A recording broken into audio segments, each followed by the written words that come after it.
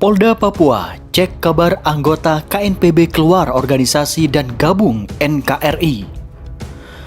Beredar kabar sejumlah pemuda anggota Komite Nasional Papua Barat KNPB menyatakan diri keluar dari organisasi tersebut. Polda Papua pun turun tangan mengecek kabar tersebut. Informasi itu beredar di media sosial pada Jumat 12 Februari 2021.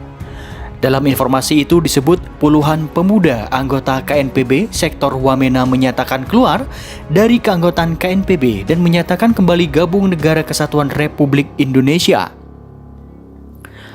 Disebutkan mereka memutuskan keluar dari KNPB karena struktur dan program organisasinya tidak jelas. Mereka juga disebut kecewa karena janji KNPB ingin memajukan masyarakat Papua tak sesuai kenyataan. Dalam postingan yang beredar, ditampilkan sejumlah pemuda membakar bendera KNPB. Terkait informasi itu, Polda Papua mengaku masih mengecek kebenaran informasi itu. Polda Papua juga mendapat informasi itu dari media sosial. Kabid Humas Polda Metro Jaya, Kombes Ahmad Mustafa Kamal mengatakan bahwa jika informasi tersebut benar merupakan keputusan yang baik. Dia mengatakan saat ini pemerintah terus berupaya menyejahterakan rakyat Papua. Dia berharap begitu atas kesadaran pribadi akan tertanam jiwa nasionalisme. Karena sayang, sementara pemerintah daerah, pemerintah pusat berupaya semaksimal mungkin menyejahterakan masyarakat. Di titik tertentu, masih ada warga yang apakah dia tidak tahu, apakah tidak puas terhadap NKRI? Kita rasakan kita sangat bersyukur, tapi kita masih klarifikasi dulu untuk cross-check kembali. Pemuda Papua mendukung penumpasan OPM. Organisasi Papua Merdeka atau OPM yang terus meresahkan warga Papua membuat aksinya selalu dicemooh. Pemberantasan organisasi separatis terus dilakukan oleh aparat. Para pemuda Papua juga mendukung penumpasan OPM karena mereka cinta NKRI dan tidak mau Indonesia dirusak kedaulatannya oleh kaum separatis. Saat Papua bergabung dengan Indonesia setelah penentuan pendapat rakyat atau PPRA, maka ada yang tidak menyetujui hasilnya. Mereka membentuk organisasi Papua Merdeka atau OPM dan ngotot ingin berdikari. Alasannya, mereka dapat merdeka dan mengatur wilayahnya sendiri. Padahal menurut hukum internasional, bekas jajahan Belanda menjadi wilayah Republik Indonesia termasuk Papua. Para pemuda Papua mendukung pemerintah dan tidak mau bergabung dengan OPM. Mereka malah mendukung pemberantasan organisasi separatis tersebut karena selalu meresahkan masyarakat. OPM dan KKB selalu sering menyakiti hati warga sipil dengan melakukan penembakan dan penyerangan yang membabi buta. OPM bahkan pernah ketahuan menggunakan warga sipil Papua sebagai tameng hidup ketika mereka menyerang aparat. Peristiwa ini sangat memilukan.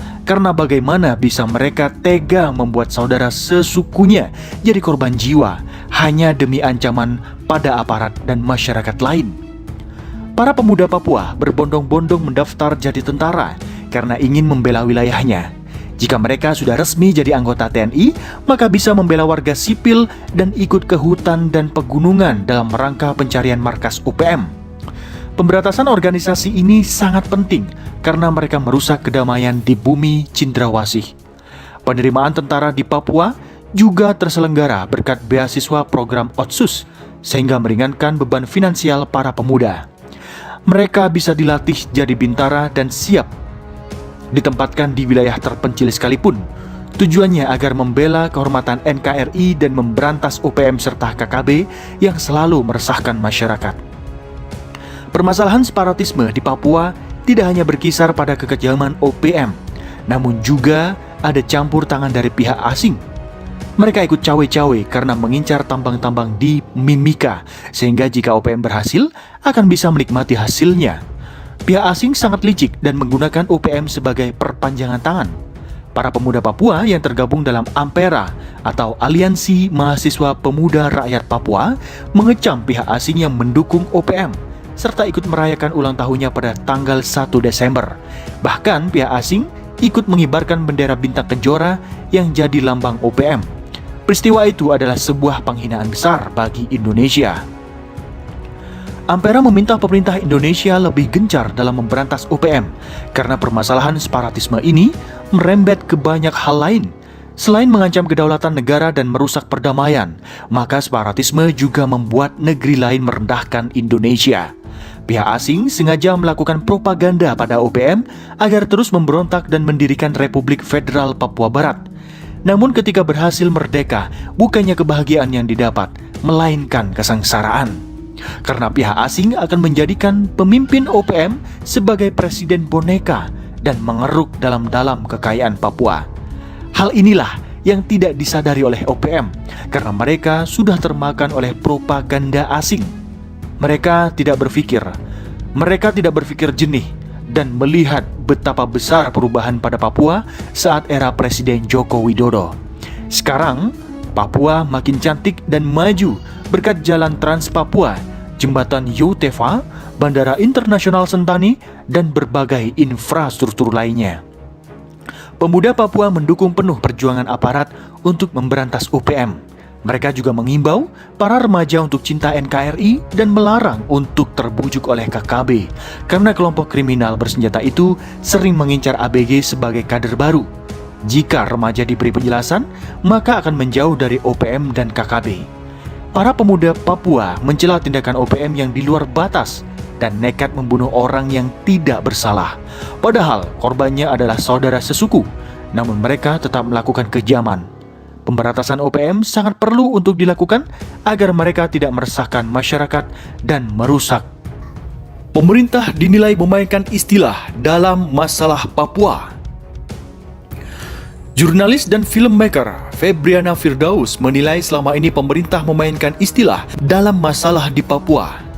Ia mengatakan misalnya tahanan politik atau TAPOL disebut tahanan makar atau Tentara Nasional Pembebasan Papua Barat TPNPB dan Organisasi Papua Merdeka OPM sebagai kelompok kriminal bersenjata. Menurutnya, padahal dalam beberapa kasus pembunuhan warga sipil di Papua juga ada yang dilakukan aparat keamanan. Dia juga mengkritik kebijakan Presiden Joko Widodo pada periode pertama yang membebaskan para Tapol dari Ambon hingga Papua yang dianggap pencitraan. Padahal katanya, ketika ia mewawancarai berbagai pihak termasuk Tapol yang bebas, mereka menyatakan tidak pernah mengajukan gerasi, akan tetapi dipaksa bebas dari lembaga pemasyarakatan. Pemerintah membuat narasi sendiri, mengerahkan semua kekuatannya yang menguasai pemberitaan di media. Febri juga mengatakan bahwa pemberitaan beberapa media nasional terkait Papua yang dianggap tidak dapat melihat dari berbagai sudut pandang.